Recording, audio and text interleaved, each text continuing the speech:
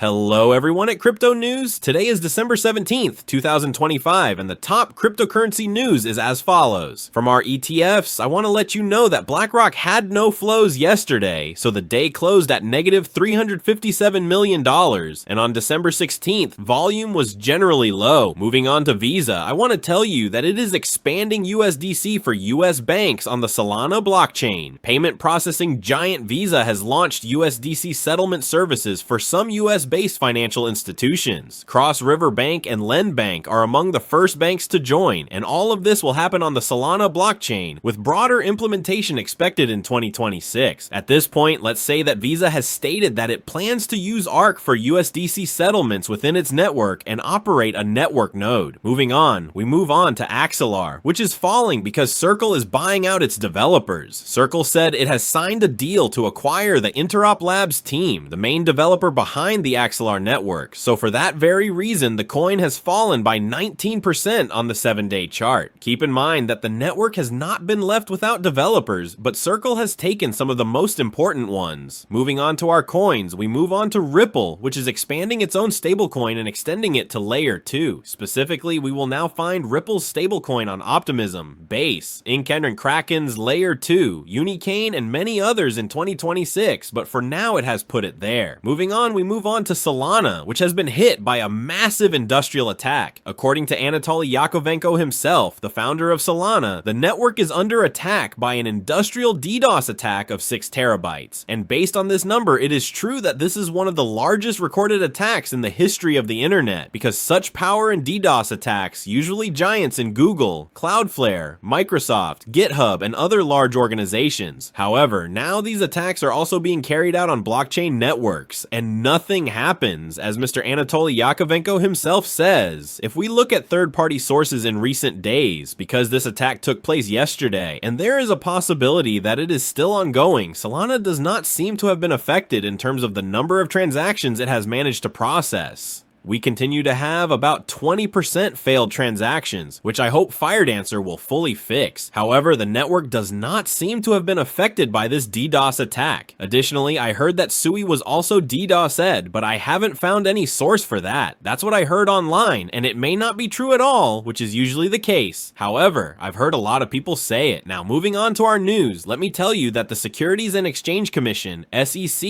is ending its investigation into Aave after 4 years, says CEO, and while I'm at it, let me tell you that Bitcoin is at $86,000, with the price holding our support for now. As for the US economy, the numbers we were expecting came out and they were mixed. First of all, in terms of US employment, it was at 108,000. They were expecting it to drop to 45,000, but it ended up at 64,000, which is better than expected. However, the unemployment rate in the US, which was at 4.4% and was expected to rise to 4.5%, has risen to 4.6%. So you can see why I say their numbers are mixed. They are not very happy, nor are they crying, something in between. And from the US, we will move on to China, which, as we already know from previous episodes of Crypto News, imposed a blanket ban on anything related to cryptocurrencies in China, resulting in the closure of more than 400,000 miners in China, resulting in an 8 to 10% drop in Bitcoin hash rate. However, for now, it is not helping the price much. Statistically, in terms of prices, let me tell you that we call Bitcoin the king of the cryptocurrency market, and according to the last 3 months, Bitcoin, despite the decline, is doing much better than everything else. According to this chart, the thick golden line is Bitcoin, and all the other lines are Ethereum, AI token, DeFi, ERC20, Deepin, gaming, layer 1, layer 2, meme, NFT, and everything else in the cryptocurrency market, all of which, in terms of performance, are underperforming the king in the last 3 months.